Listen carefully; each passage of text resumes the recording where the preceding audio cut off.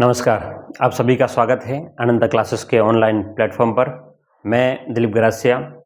एक न्यूज़ आपके सामने निकल के आ रही वो ये है कि सीईटी भर्ती में बदलाव की जो बात चल रही है और ये न्यूज़ काफ़ी दिनों से लगातार न्यूज़ में चर्चा हो रही है और ये आपको अलार्म कर रही है, आपको वार्निंग दे रही है कि आप तैयार हो जाओ, जाग जाओ, क्योंकि इस भर्ती के द्वारा मतलब ये सीईटी का जो पात्रता की जो परीक्षा है इसके द्वारा 23 प्रकार की भर्तियों का दरवाज़ा है, ये मान के चलिएगा। कितनी प्रकार की भर्तियां? 23 प्रकार की जो एग्ज़ाम है ना।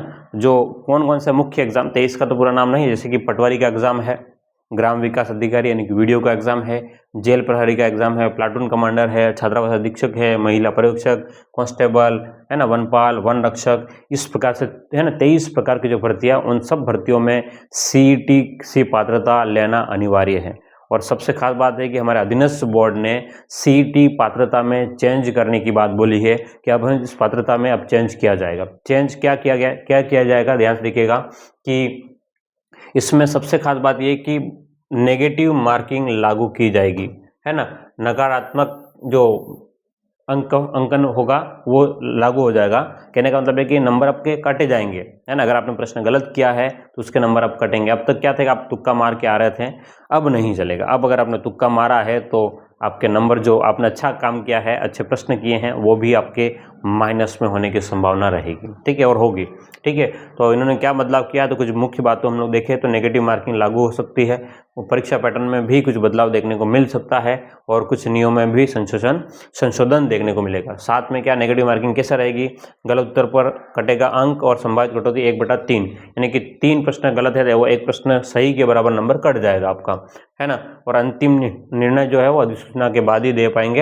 हाँ, इन्होंने कह दिया कि भाई न्यूनतम अंक जो है वो सामान्य वर्ग के लिए 40% है और आरक्षित वर्ग के लिए 35% लाना अनिवार्य है। यानी कि पहले का जो अनिवार्यता था वो अभी भी है, लेकिन इसमें मेन बात क्या हो गई कि नेगेटिव मार्किंग होगी। दूसरा, पेपर का स्तर जो है, कठिनाई का स्तर जो है वो थोड़ा सा बढ़ा दिया जाएगा। और अब हम लोग बात करें वैधता की, तो अवधि पहले 1 साल था वैलिडिटी, अब इसकी वैलिडिटी कितनी साल रहेगी, 3 साल तक, यानी कि 3 साल तक एग्जाम नहीं होगा। ये बात आप ध्यान से समझ लीजिएगा, ठीक है।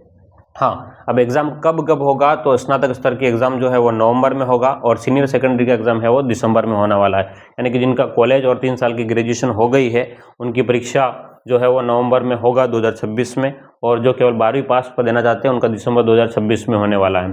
हाँ, एप्लीकेशन फॉर्म कब से जारी होंगे, इन्होंने कहा कि स्नातक के जो फॉर्म है वो जून के महीने में, अभी मई चल रहा है, अगले महीने शुरू हो जाएंगे, और अगला जो है वो 12th वाला सीनियर सेकेंडरी वाला है वो जुलाई में, ठीक है।